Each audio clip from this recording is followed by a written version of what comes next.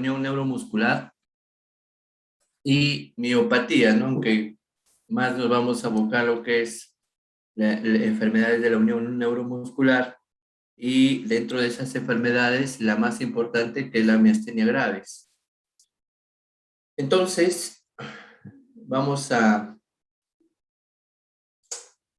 primero vamos a ver lo que es cómo está estructurado. Vamos a ver un caso clínico en realidad. Paciente varón de 50 años de edad, natural y procedente de Chiclayo, con tiempo de enfermedad de aproximadamente 3 meses. Síntoma principal, caída del párpado. Antecedentes, niega. Al examen, paciente totalmente despierto, solamente lo positivo era la tosis palpebral. Caída del párpado derecho nada más. Unilateral. Entonces, este paciente, sí me estaba escuchando, ¿no? Sí, doctor. ¿Eh? Ya. Entonces, acá tenemos un paciente de 50 años cuyo síntoma principal es la tosis palpebral nada más. Y es en un solo lado, en el lado derecho. Entonces, esa caída del párpado, este paciente se había paseado por varios médicos. Y bueno, la caída del párpado nos hace pensar que este paciente podría tener una enfermedad de la unión neuromuscular. Entonces, se le solicita sus exámenes de laboratorio, se le hace la prueba del hielo, se le solicita los anticuerpos contra receptores de acetilcolina, sale positivo, se le hace la prueba del hielo, sale positivo, la electromiografía se le realizó, pero dado el paciente lo hizo en un lugar no muy apropiado y no nos ayudó mucho. Y bueno, y de ahí se le da tratamiento sintomático. Recuerden que el tratamiento para la miastenia gravis es sintomático, ¿ya? Y se le da la pirostigmina y el paciente mejora. Eso les estoy hablando más o menos de hace dos años y medio. Para completar el caso clínico, ahora este pacientito está en la unidad de cuidados intensivos del Hospital Almanzora Guinaba. Este paciente, miren, respondió muy bien a la piridostigmina, pero como ustedes han de haber leído o van a leer, la miastenia ocular, aproximadamente el 60-70% de los pacientes con miastenia ocular, en el transcurso de 2 años, la mayoría va a desarrollar miastenia generalizada. Y una prueba de eso es este paciente. A empezar este año, el paciente consumía amitriptilina y la amitriptilina pues está contraindicado en pacientes con miastenia, ¿no? Él se fue a un médico y le dio porque no dormía, para el insomnio. Y posteriormente nos hace una crisis miasténica, de la cual tuvo a llegar a las unidades de cuidados intensivos. Se le dio ciclos de plasmaféresis y el paciente mejora por periodos, pero recae, de tal manera que ahora su problema sigue con problema respiratorio por la miastenia. El paciente ahorita está en la unidad de cuidados intermedios del Hospital Almanzora Guinagacén. Entonces, les cuento qué tan importante es ustedes hacer una buena anamnesis, el describir muy bien el síntoma principal y pensar en ciertas enfermedades que puede tener el paciente, ¿no? O sea, en el caso, por ejemplo, de esto, la caída del párpado unilateral y respondió muy bien a la piridostigmina, ¿no? Pero en el transcurso de los años el paciente desmejora, por así decirlo. Esta es la unión neuromuscular que vemos, una motoneurona o una fibra muscular y la unión neuromuscular, ¿no? En la cual pues tenemos el espacio sináptico. Acá tenemos la terminal del axón presináptico, el cual está cargado de acetilcolina, ¿no?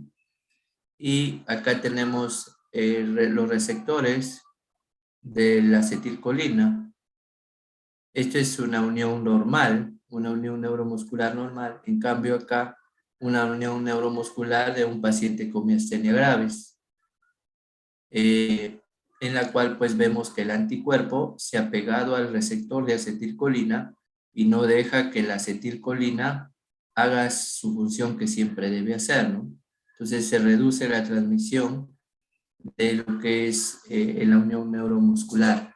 Y eso es lo que pasa en un paciente con miastenia gravis, la más común. Lo mismo. Entonces, esto es lo mismo. Entonces, sabemos que el neurotransmisor por excelencia es la acetilcolina. El neurotransmisor está en la unión neuromuscular.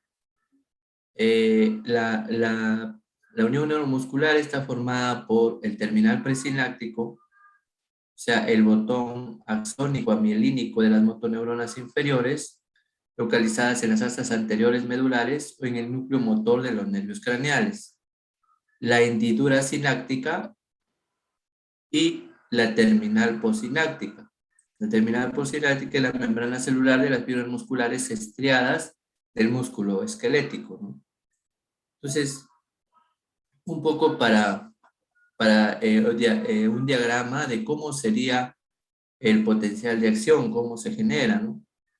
Viene un potencial de acción por el axón. Esto hace que se active los canales de calcio voltaje dependientes, y estos canales de calcio voltaje dependientes hacen que se active las vesículas que contienen acetilcolina. Esta acetilcolina se libera y posteriormente se pega a los receptores de acetilcolina, ¿no? Y pasa a la membrana posináptica. Y bueno, a través de mecanismos hace que se produzca la contractura, una acción, una propagación, un potencial de acción en el músculo, en la fibra muscular.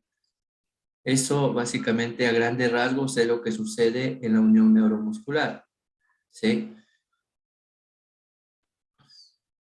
Entonces, pasamos a lo que es la parte de lo que nos convoca ahora, ¿no? Porque lo que yo les he dicho es introducción, eso es patología o neuropatología, o eso tiene que ver mucho con ciencias básicas.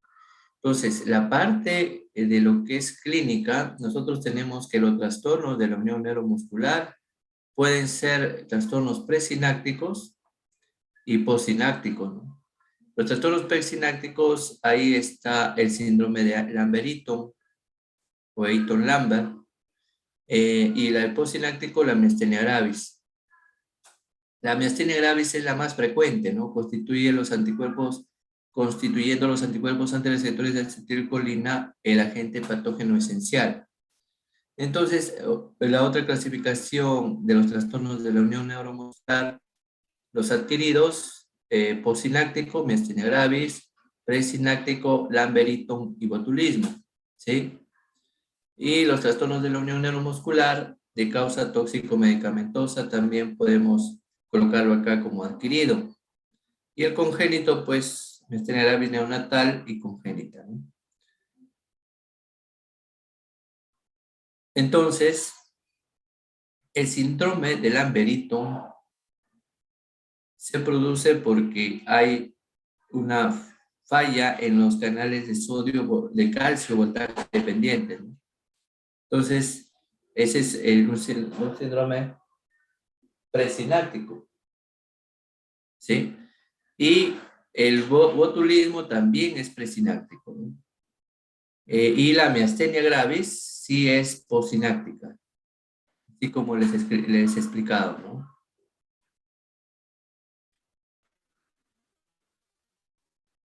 ¿Qué es la miastenia gravis? La miastenia gravis es una enfermedad autoinmune adquirida caracterizada por debilidad y fatigabilidad de los músculos esqueléticos fluctuante, el más frecuente de los trastornos de la unión neuromuscular.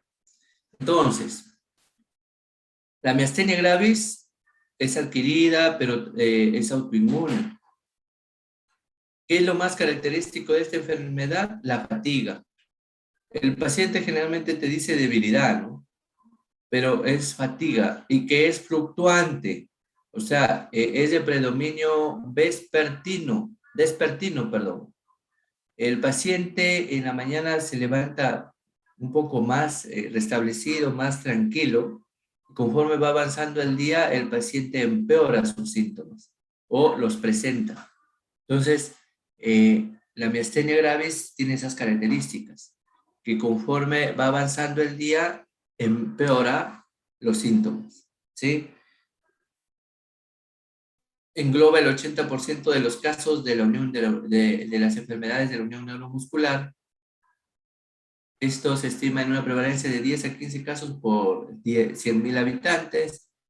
Incidencia anual de 10 a 20 nuevos casos por cada 1.000.000 de habitantes. La mayoría de casos son esporádicos,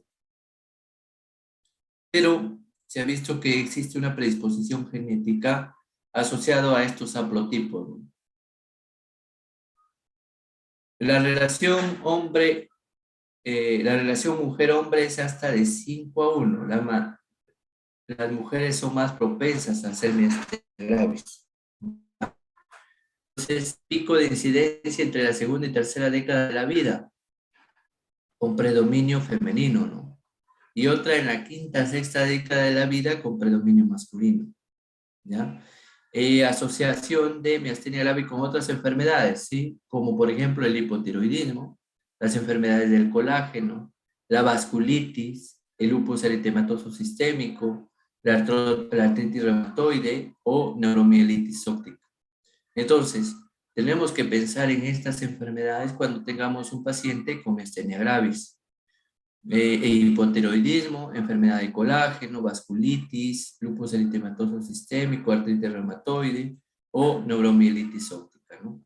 Y lo que yo les decía que predomina en el sexo masculino, en el sexo femenino. Entonces, los autoanticuerpos se desarrollan contra los receptores de acetilcolina en los músculos esqueléticos. La falla de la transmisión neuromuscular resulta de la pérdida funcional del receptor de la acetilcolina porque hay lisis mediada por el complemento de la placa terminal del músculo. El entrecruzamiento del receptor causa la degeneración de los receptores funcionales y el bloqueo del receptor de acetilcolina. La gran mayoría presentan autoanticuerpos formados en centros germinales hiperplásticos del timo.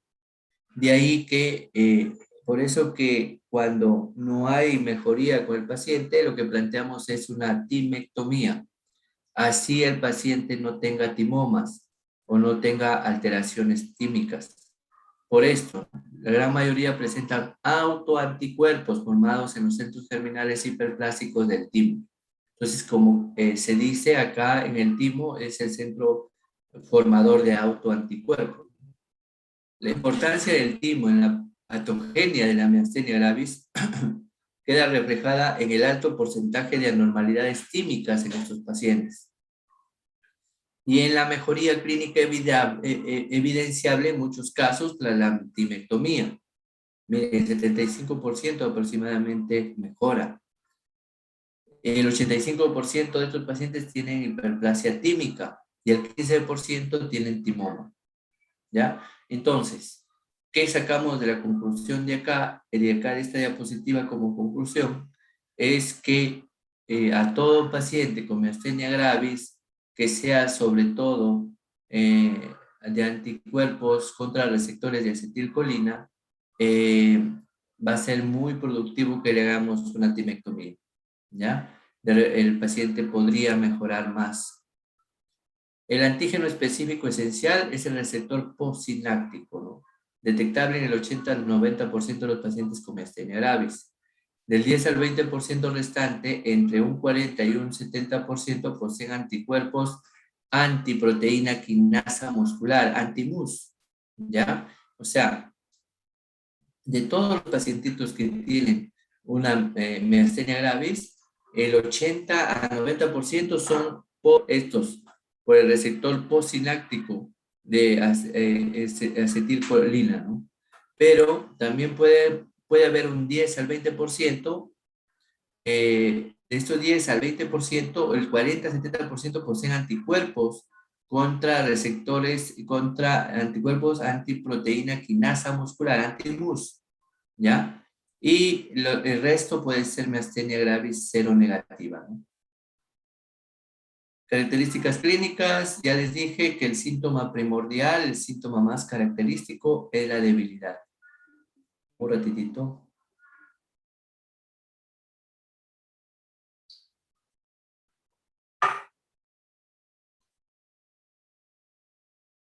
Entonces, el síntoma principal característico, debilidad. Una debilidad fluctuante de la musculatura esquelética asociada a fatigabilidad. Empeoramiento vespertino o tras el ejercicio, ¿ya? Un paciente que hace ejercicio empeora sus molestias, eso podría ser miastenia. Mejora con el reposo. Al inicio de la enfermedad puede alternarse periodos de exacerbación con otras de remisión. Clínica de semanas o meses. Entonces, ¿cómo hago para ver si este paciente tiene o no tiene fatiga? Miastenia gravis. Aparición de tosis palpebral y o diplopía en la mirada hacia arriba durante 45 segundos. ¿Ya? Vas a mirar al paciente hacia arriba por 45 segundos. Si se aparece tosis o diplopia, estamos frente a un paciente que tiene fatiga. Aparición de diplopia en las miradas laterales extremas, derecha e izquierda durante 45 segundos también. ¿Ya? Aparición de diplopia en las miradas laterales extremas. Contar despacio hasta 30. Vas a contar al paciente hasta 30. Tras inspiración máxima, contar despacio hasta 20, sin nueva inspiración. Lo haces inspirar al paciente máximo y luego le haces contar despacio hasta 20, sin nueva inspiración. En decúbito supino, levantar la cabeza de la camilla separándola durante 45 segundos. Elevar 10 veces los miembros superiores por encima de la cabeza. Levantarse de una silla sin ayuda de los brazos 10 veces. También. Esto nos hace pensar o nos hace evaluar si hay fatiga en el paciente. ¿Ya? Si hay fatigabilidad. Entonces, lo primero que te dicen si hay aparición de tosis palpebral o diplopia cuando tú lo haces mirar hacia arriba al paciente. Es una. Lo otro, aparición de diplopia en las miradas laterales extremas, derecha e izquierda, durante 45 segundos. Contar despacio hasta 30. Tras inspiración máxima, contar despacio hasta 20. En decúbito supino, levantar la cabeza de la camilla separándola durante 45 segundos. Elevar 10 veces los miembros superiores por encima de la cabeza. Levantarse de una silla sin ayuda de los brazos 10 veces. Entonces, vamos a repetir lo que ya hemos visto. Características clínicas de la miastenia gravis. La debilidad es mínima en las mañanas y empeora a lo largo del día. La debilidad empeora con el ejercicio y el estrés emocional y mejora en el reposo. La debilidad empeora de leve a grave en un periodo de semanas, meses, con presencia de exacerbaciones y remisiones. El patrón de progresión de los síntomas es ocular, facial, vulvar, axial. Vulvar se refiere a los que afecta a los músculos inervados por los nervios que tienen un origen en el bulbo raquídeo, ¿ya? A eso se refiere con vulvar. no vayan a confundir. Entonces, ¿cuáles son la progresión de los síntomas? Ocular, facial, vulvar. Estos son los músculos que tienen inervación de los nervios vulvares, axial, de las extremidades y respiratorio, aunque no siempre se cumple con todos los pacientes. El síntoma de inicio más frecuente es la debilidad en un grupo muscular específico, más que debilidad generalizada. Los síntomas de inicio más frecuentes son oculares, tosis palpebral y o diplopia, que ocurren en el 75% de los casos. Tosis palpebral y o diplopia, ¿ya? Eso es importante, 75% de los casos. El 90% de los pacientes desarrollan una clínica ocular en algún momento de la evolución de la miastenia gravis, ¿ya? El 90% desarrollan una clínica ocular. Puede haber debilidad generalizada sin presentar clínica ocular. El 15% de los pacientes presentan únicamente clínica ocular, sin que aparezca debilidad de otros músculos. La sintomatología vulvar, disfagia y o disartria se asocia a debilidad cervical. La afectación de la musculatura en miembros es de claro predominio proximal. En menos del 10%, la debilidad inicial está restringida a un único miembro. Más de lo mismo, afectamos musculares, faciales, vulvares, axiales. En torno al 15% de los pacientes se presentan con clínica vulvar, disartria, disfagia, claudicación mandibular. ¿Qué es claudicación mandibular? El paciente conforme va masticando, se cansa los músculos masticatorios. Eso es claudicación mandibular. Y menos del 5% con debilidad aislada de las extremidades. De acuerdo con la sintomatología, existen dos tipos de clínica, ocular y generalizada. Más del 50% de los sujetos con síntomas oculares, tosis y diplopia, de los cuales en torno a la mitad desarrollan miastenia generalizada a lo largo de los 2 primeros años. Lo que yo les decía al principio con el caso clínico.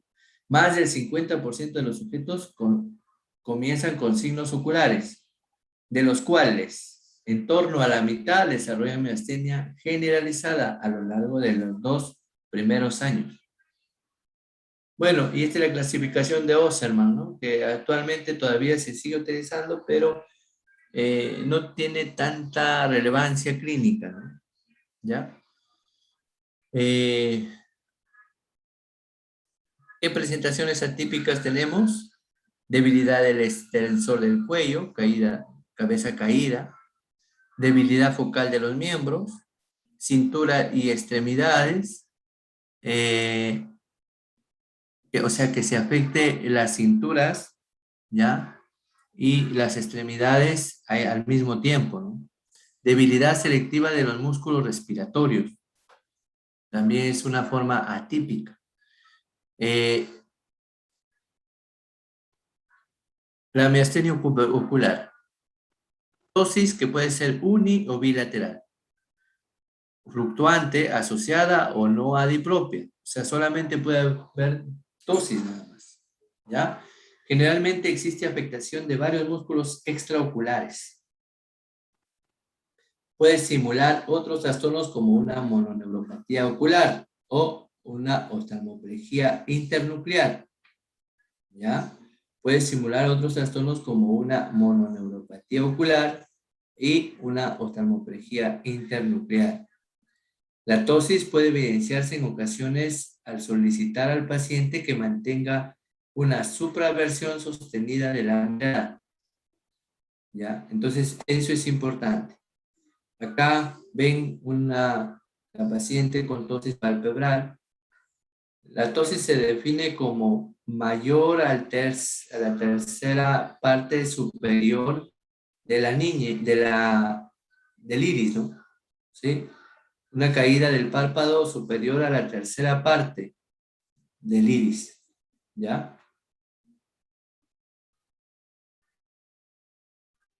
La miastenia gravis presenta un curso variable, un 20% de los pacientes se estabiliza clínicamente en una forma ocular, La mayoría de los pacientes presenta una generalización progresiva de los síntomas.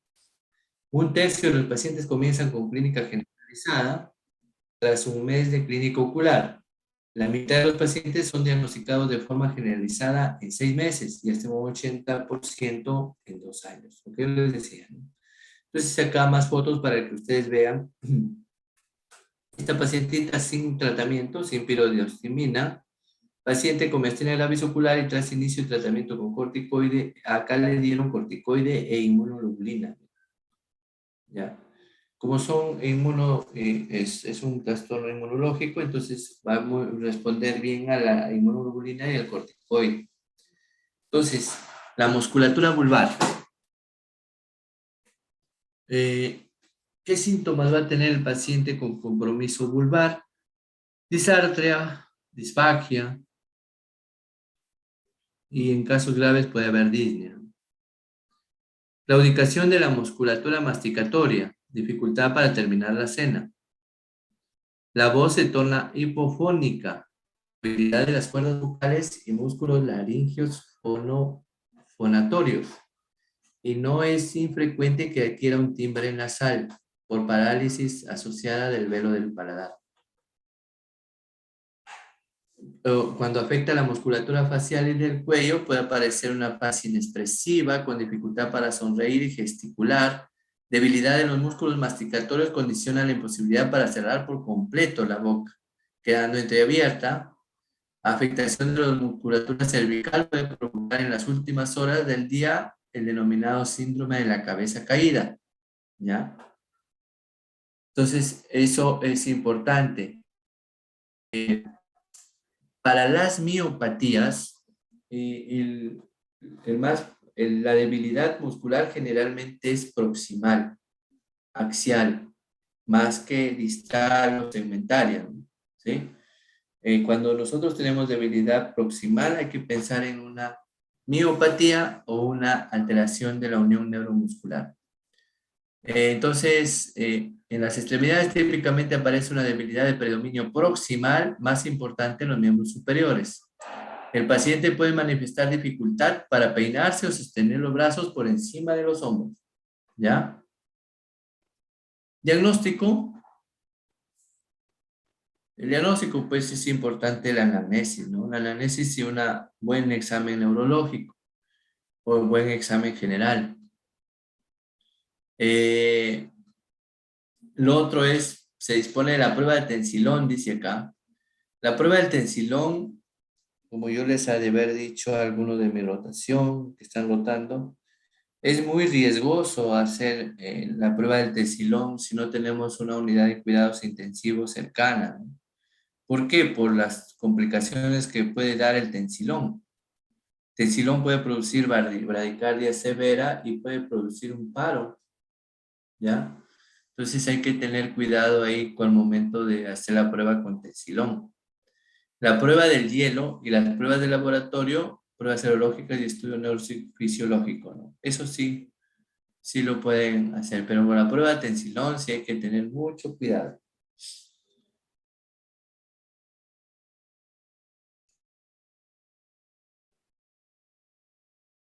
El cloruro de hidrofonio es un inhibidor de la acetilcolinoesterasa, ¿no? Con un inicio de acción rápido, 30 a 45 segundos, y de corta duración, de 5 a 10 minutos. Prolonga la presencia de acetilcolina en la hendidura sináptica, con aumento de la fuerza muscular. ¿Cómo se hace? Inyección de 2 miligramos de cloruro de hidrofonio intravenoso, que puede repetirse cada 60 segundos hasta un máximo de 10 miligramos, en espera de respuesta clínica beneficiosa. O sea, tú estás aplicando el edofronio y el paciente va mejorando la dosis, ¿ya? Pero es inmediato y se va también inmediato. ¿Pero qué puede producir esto? Pues bradicardia o broncoespasmo, efectos muy graves, ¿ya? Eso es importante. La prueba del hielo es facilita de realizar. Ustedes cogen un pedazo de hielo, con una telita lo envuelven y le colocan encima del párpado por espacio de 3 a 5 minutos. Depende si el paciente tolera, resiste. Generalmente basta con 3 minutos. Si no hay mejoría del párpado, esto no es miastenia gravis. Pero si mejora con el hielo, esto corrobora que esto es una miastenia gravis. ¿Ya? Entonces, tras 2 minutos se retira el hielo y se comprueba una mejoría del grado de tosis. Puede utilizarse en aquellos de los pacientes en que la prueba de tensilón es considerada de riesgo.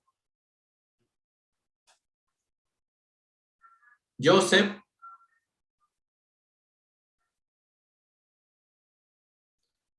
Joseph ya se durmió, Joseph. Joseph.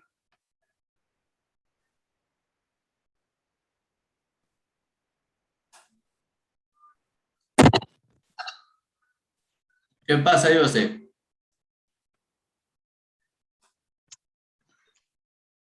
Joseph. ¿Me escuchas? ¿Qué pasa, Joseph? ¿Dónde andas? Creo que Ana sí. Cecilia. Ana Cecilia. Ana Cecilia Huarcaya.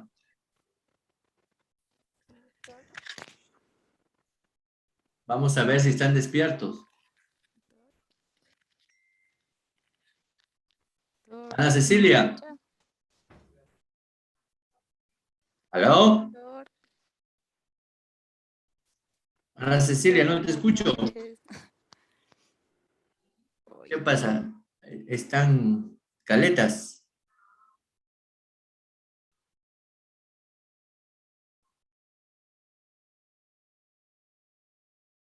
A ver, entonces, de las pruebas serológicas para el diagnóstico, entonces, para el diagnóstico tenemos, ya lo hemos estado viendo, ¿no? La prueba del tensilón, la prueba del hielo, la prueba de anticuerpos contra receptores de acetilcolina, eso es serológico, esto es lo que estamos viendo acá, positivos en el 80-90% de los pacientes con miastenia generalizada, 45 a 60 de aquellos con miastenia ocular. La determinación de dicho anticuerpo constituye el primer paso en el proceso diagnóstico tras la sospecha clínica. Si su determinación es negativa y persiste la sospecha de miastenia gravis, la búsqueda de anticuerpos anti-MUS, 7% está justificada. Entre un 6 y un 12% de los pacientes con miastenia gravis se englobarán en la miastenia cero negativa. ¿Ya? Entonces, otra prueba que podemos hacer. Prueba de tensilón, prueba del hielo, pruebas anticuerpos contra receptores de acetilcolina serológicos. Otra prueba que podemos hacer es la electromiografía, el test de estimulación repetitiva, ¿ya? Consiste en cuantificar un potencial de acción muscular complejo al estimular un nervio motor periférico. Las bajas frecuencias de estimulación, 3 a 5 Hz, son las más indicadas para el diagnóstico de miastenia gravis. Generalmente se considera patológico un decremento en la amplitud de potencial mayor del 10%, compatible con miastenia gravis. Potencial es así, para arriba, la curva. Si baja más del 10%, entonces ya estamos hablando que el paciente es positivo para miastenia gravis. La sensibilidad es, en el mejor de los casos, el 75% en miastenia gravis generalizada y en la ocular el 50%. Lo ideal sería esta prueba, ¿no? La electromiografía de fibra aislada o de fibra única. Eso es lo adecuado, pero yo que sepa acá en el Perú no había hasta el año pasado, pero no sé si ya habrá llegado en Lima, ya, porque este sí es caro. Generalmente no lo utilizamos ese equipo por lo que es caro. Otros estudios deberíamos realizar la prueba de función tiroidea, ya les dije por qué. Estudio de imagen de tomografía de mediastino, ya les dije por qué, hay que ver el timo, ¿ya? Y el tratamiento de la miastenia gravis, tratamiento es un tratamiento sintomático. ¿Qué podemos? El tratamiento sintomático, el tratamiento crónico y el tratamiento de la crisis miasténica y timectomía, ¿no? Entonces, tratamiento sintomático, fármacos anticolinesterase. ¿Quiénes están ahí? De los fármacos anticolinestéricos, la piridostigmina, principalmente, ¿no? Tratamiento crónico, por ejemplo, un paciente que yo le doy piridostigmina, en 2 o 3 meses no veo respuesta, le añado un corticoide, ¿ya? O le puedo añadir otros inmunomoduladores como azathioprina, principalmente eso que tenemos en el seguro. Y si el paciente no responde, ahí tenemos a la timectomía, ¿ya? Cuando el paciente entra en crisis miasténica, ¿ahí qué le damos? Le damos ciclos de plasmaféresis al paciente, ¿ya? Plasmaféresis hay que darle al paciente cuando hay sí, crisis de miastenia. Entonces, más o menos, acá la medicina nos presenta cómo actuar, ¿no? Bueno, acá ellos consideran en España, lo que pasa es que acá en el Perú, en lo que es salud, la inmunoglobulina no está aprobada por el IECSI, por la Unidad de Inteligencia Epidemiológica, el IECSI de salud, y no lo aprueba la inmunoglobulina como terapia para miastenia gravis. Sin embargo, en España, acá sí considera cuando es agudo dar inmunoglobulina, ¿ya? Pero acá damos plasmaféresis. Y miren, y la piridostigmina nunca debe retirarse, ¿ve? Siempre está presente la piridostigmina, el inhibidor de la acetilcolinesterasa, ¿ya? Los esteroides, miren, en semanas ya, o sea, como yo les decía, 2 o 3 meses, ¿no? 2 o 3 meses empezar con esteroides en que el paciente no responde. Y luego ya nos vamos a las inmunosupresores y la timectomía.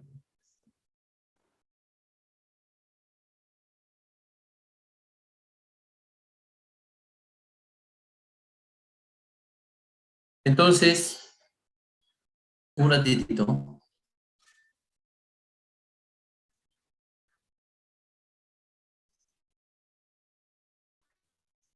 Tratamiento sintomático, ¿no? La piridostigmina son el tratamiento de primera opción, ¿no? Actúan inhibiendo la degradación de acetilcolina y el efecto cinético prolongado su acción. El agente más usado es la piridostigmina, que posee una latencia de acción entre 15 a 30 minutos, con un pico de efecto a las 2 horas, ¿ya? O sea, la piridostigmina tiene una latencia de acción de más de 15 a 30 minutos. Dosis de inicio es de 30 miligramos cada 8 horas. Dosis máxima recomendada 120 miligramos cada 4 horas desde el despertar. ¿Ya? 120 miligramos, o sea, la piridostigmina viene en tabletas de 60 miligramos. Damos 2 pastillitas de 120 cada 4 horas. Esa es la máxima dosis. Otra es dosis de inicio de 30 miligramos cada 8 horas, o sea, la mitad de la tableta.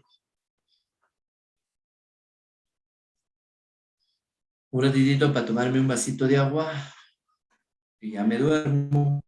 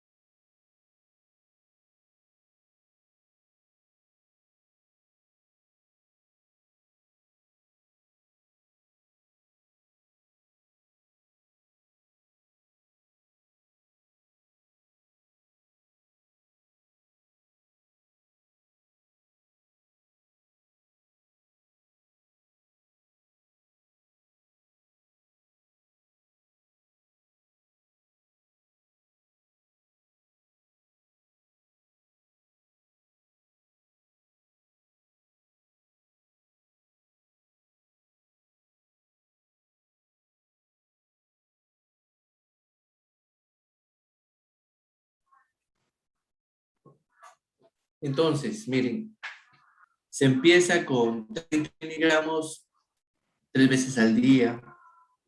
Pero ¿qué síntomas, efectos adversos puede tener el paciente? Salivación excesiva, molestias gastrointestinales, sudoración y bradicardia. La aparición de una crisis colinérgica es en ocasiones difícil distinguible de un empeoramiento clínico de la miastenia gravis. Sin embargo, la debilidad paradójica secundaria piridostigmina raramente aparece con dosis menores a 120 miligramos cada 3 horas. Entonces, a veces sí puede haber un efecto paradojal, ¿no? Aumenta la piridostigmina y el paciente parece que empeora, ¿sí? Pero es por el efecto de la piridostigmina. Glucocorticoides. Glucocorticoides, generalmente se utiliza la prednisona. Han demostrado inducir una mejoría clínica en hasta 50% de los pacientes tras 2 o 3 semanas de tratamiento. Los adversos de los corticoides, creo que ustedes lo conocen muy bien: ganancia ponderal, hipertensión arterial, osteoporosis, hiperglicemia. Constituye la terapia clínica de elección cuando hay cronicidad, ¿no? La diabetes mal controlada o la edad avanzada son contraindicaciones relativas para utilizar glucocorticoides, ¿no? La dosis de inicio de glucocorticoide en un adulto son 20 miligramos al día, que puede incrementarse a razón de 5 miligramos cada 3 días hasta alcanzar 1 miligramo por kilo al día, sin sobrepasar los 100 miligramos diarios. Puede mantener esa dosis eficaz hasta las 8 semanas aproximadamente, para posteriormente iniciar una desescalada, 5 a 10 miligramos de descenso mensual, ¿sí? Entonces, lo que nos quiere decir acá es lo siguiente. Les explico más o menos, ¿no? O sea, yo tengo un paciente que le diagnosticaron miastenia gravis. Empiezo con la piridostigmina, tratamiento sintomático. O sea, un inhibidor de la acetilcolinesterasa, ¿sí? O sea, el inhibidor de la acetilcolinesterasa hace que la acetilcolina aumente la hendidura sináptica. Yo empiezo con la piridostigmina. El paciente no mejora, pasado unos 2 o 3 meses. Añado un corticoide. Me dicen que empiece con 20 miligramos y poco a poco suba, pero sin sobrepasar los 100 miligramos. Suba hasta por lo menos llegar a 1 miligramo por kilo día, ¿sí? Pero debo mantenerlo más o menos unas 8 semanas con esa dosis de 1 miligramo y luego ir escalando, bajando por mes. Por mes 5 a 10 miligramos por mes, ¿eh? O sea, imagínense cuánto vamos a demorar para bajar la dosis, ¿no? La azatioprina, este es un inmunomodulador eficaz en tratamiento a largo plazo, objetivable a partir de los 6 a 12 meses. O sea, si yo le doy a un paciente ahorita la azatioprina y el paciente mejora, yo no voy a decir que es por la azatioprina. La azatioprina recién empieza a mejorar a partir de los 6 a 12 meses de empezar a tomar. La combinación de azatioprina y glucocorticoide permite la obtención de un efecto más rápido. Constituye la alternativa más común en pacientes con contraindicación para corticoide. Pero ¿qué pasa? La dosis de inicio es 50 miligramos al día. Puede incrementarse cada 2 o 4 semanas, 50 miligramos al día, siendo la dosis efectiva normalmente entre 150 a 200 miligramos diarios. Tratamiento con azatioprina requiere monitorización analítica del hemograma y función hepática. ¿Ya? Un pacientita que teníamos ahí en el hospital, le habían dado azatioprina y hizo una pancitopenia. Ya se moría la paciente. Nos hizo una hemorragia intracerebral por la baja de las plaquetas. Pues pancitopenia, baja de plaquetas, baja de leucocitos y baja de hemoglobina. Micofenolato es otro inmunomodulador que también demora su eficacia de 6 a 12 meses, ¿no? ¿Ya? El micofenolato. La dosis es de 1000 miligramos por cada 12 horas, comenzándose el tratamiento con 500 miligramos cada 12 horas. Y hay varios, ¿no? Pero de estos, todos los que estamos acá, el rituximab. Acá sí es importante que ustedes se detengan en el rituximab. El rituximab es muy bueno para esto, está dando muchos efectos buenos, favorables. Hay varios estudios que demuestran, ¿no? Ustedes lo deben haber visto por el caso clínico que la vez pasada desarrollamos, creo, con respecto al uso del rituximab, ¿no? Y el rituximab es un anticuerpo monoclonal dirigido contra el CD20, que es una proteína que se encuentra de forma selectiva en la superficie de los linfocitos B, de tal modo que la administración de rituximab reduce el número de linfocitos B circulantes. La indicación del rituximab todavía no está bien estudiada, siendo su perfil de tolerancia bueno. Los estudios retrospectivos apuntan a que sea empleado en casos de los pacientes con miastenia gravis, tanto en los receptores de acetilcolinesterasa como anti-MUS, cuando hayan sido eficaces, cuando hayan sido ineficaces otras terapias.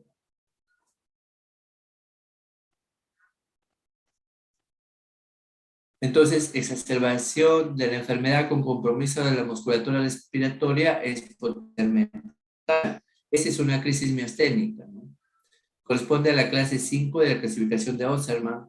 Se ha descrito una incidencia del 15 al 20% de los pacientes.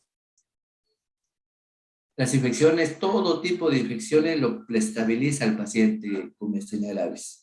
La infección respiratoria, gastrointestinal, el estrés, la fiebre o algunos fármacos pueden precipitar una crisis miasténica. Algunos fármacos pueden precipitar una crisis miasténica, el estrés, la fiebre. Los pilares de tratamiento de crisis miasténica son glucocorticoides, inmunoglobulina intravenosa y plasma PET. Entonces ahí les dejo un cuadrito que está en la Medicine, que ustedes lo pueden bajar también, ¿ya? Y ven ahí los efectos adversos, todo eso con respecto al tratamiento que tenemos, ¿no?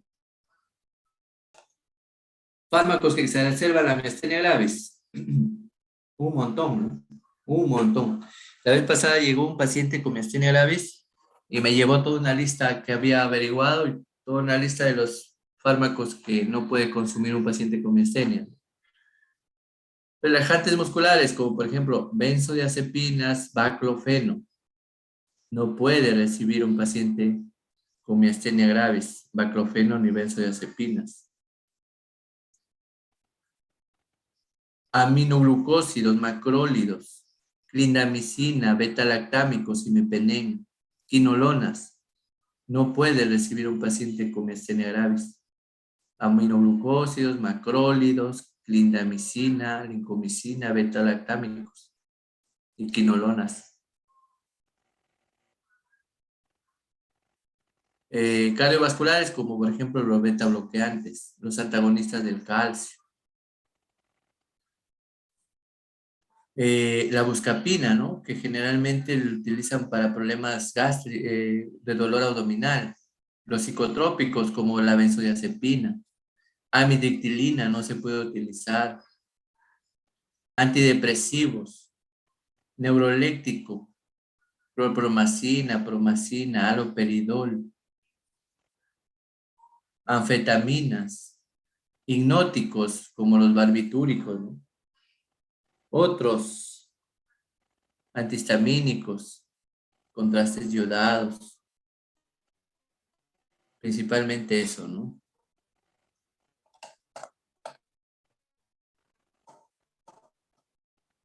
Entonces, dentro de las enfermedades asociadas que tenemos a la miastenia grave, 10% paciente presenta afectación tiroidea, siendo un 3% en forma de hipertiroidismo, secundaria a enfermedades graves. Un 20% de los pacientes presentan otra enfermedad autoinmune, siendo los más frecuentes poliomielitis, polimiositis, arteritis reumatoide y el lupus eritematoso sistémico. Elevación sintomática de determinados anticuerpos relacionados con otras enfermedades autoinmunes, como son los anticuerpos anti-ADN, anticuerpos antinucleares o músculo estriado. Entonces, eso básicamente con respecto a la miastenia gravis. El síndrome de Lambert-Eaton. Creo que están durmiendo ustedes.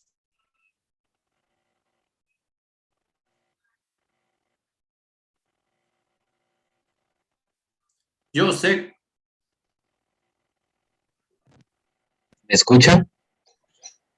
Sí. Antes no me escuchaba. ¿Está escuchando o no? Sí, doctor. Remy. Doctor, sí estamos escuchando. Muy bien, Karen. A ver, si no yo también me duermo. A ver, entonces, el síndrome de Lambert-Eaton. Lo que tienen que grabarse es lo siguiente. Cuando hay un síndrome de Lambert-Eaton, la sospecha es de una neoplasia. Y la primera neoplasia que se asocia con Lambert-Eaton es la neoplasia pulmonar. Un tumor de células pequeñas, neoplasia. ¿Ya? Entonces, el síndrome de Lambert-Eaton tiene esas características, ¿no?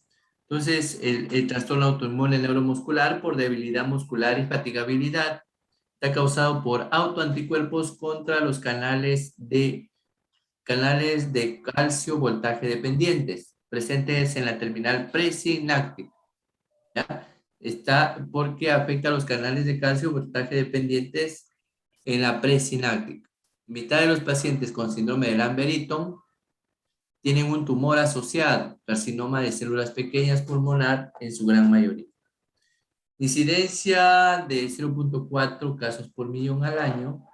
De las formas paraneoplásicas se ha establecido una edad promedio de 60 años con un 65% en varones.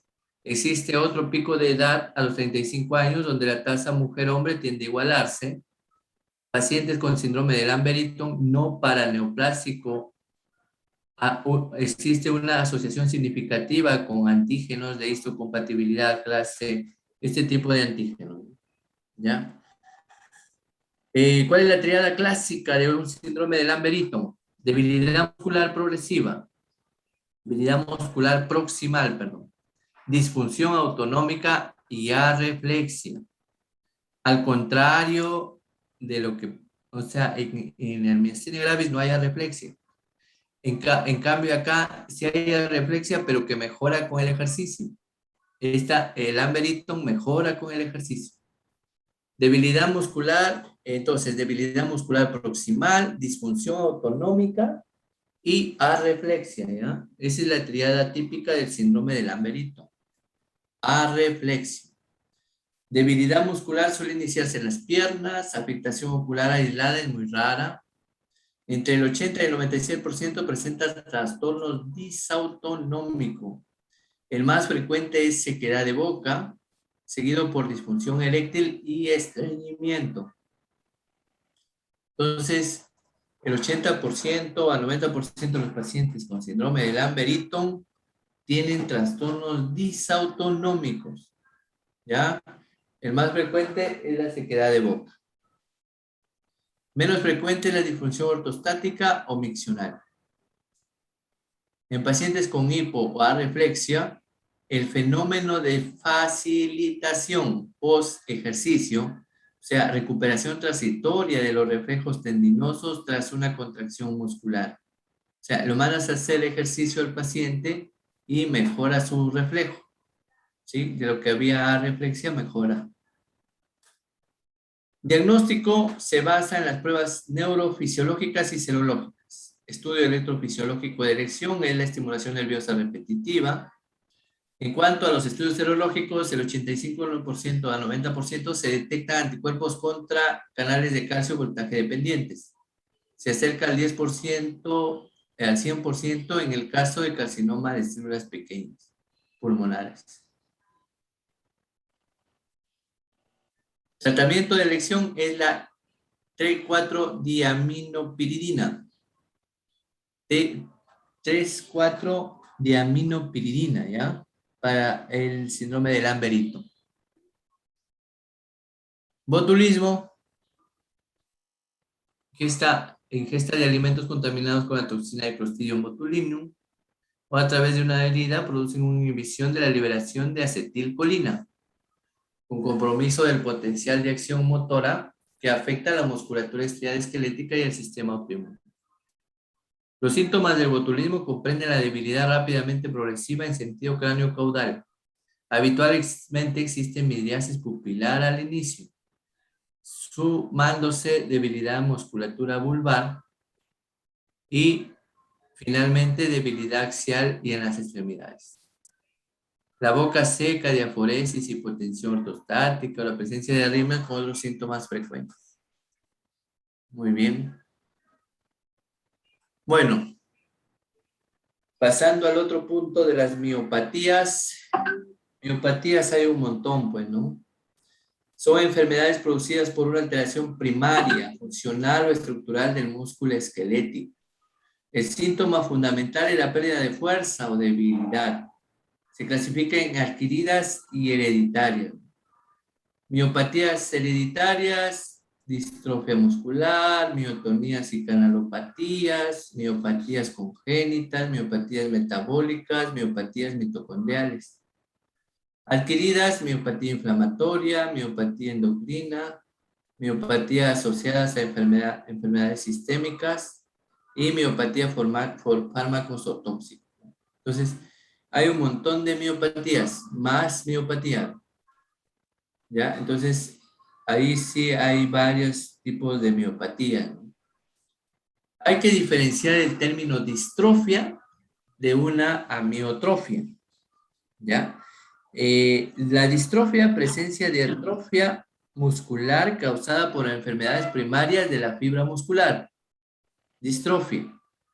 Entonces, la distrofia musculares, pues claro, o sea, mejor dicho, ¿cuándo se llama distrofia? Cuando el músculo mismo está afectado. Y amiotrofia causada por elevación muscular. O sea, amiotrofia es que no hay el estímulo para que el músculo se contraiga o para que el músculo se active. Y eso sucede cuando hay una afectación del nervio.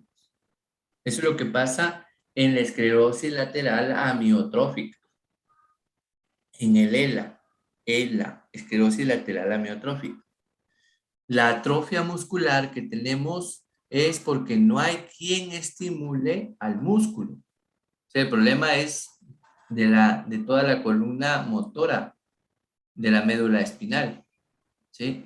En cambio, la distrofia es porque hay una lesión en el mismo músculo. Hay alguna alteración que produce que el músculo se atrofie, pero es en el mismo músculo.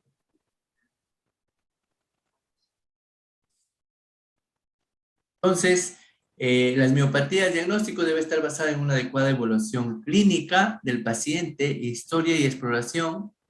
La mejor prueba diagnóstica es una segunda evaluación clínica. Debilidad es el síntoma más frecuente con predominio en grupos musculares proximales de los miembros. Miopatía es afectación muscular proximal. La polineuropatía generalmente es distal.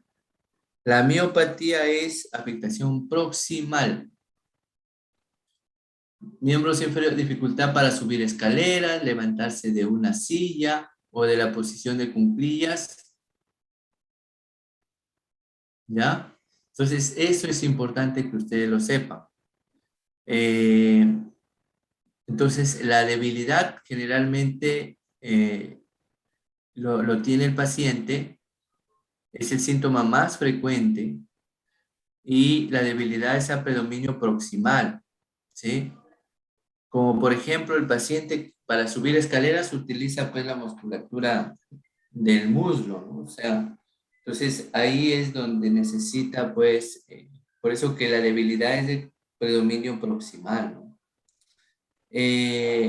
Levantarse de una silla, de posición en cuclillas también, pues. Fatiga, síntoma muy en específico. queja de debilidad global o fatiga para todas las actividades de la vida diaria.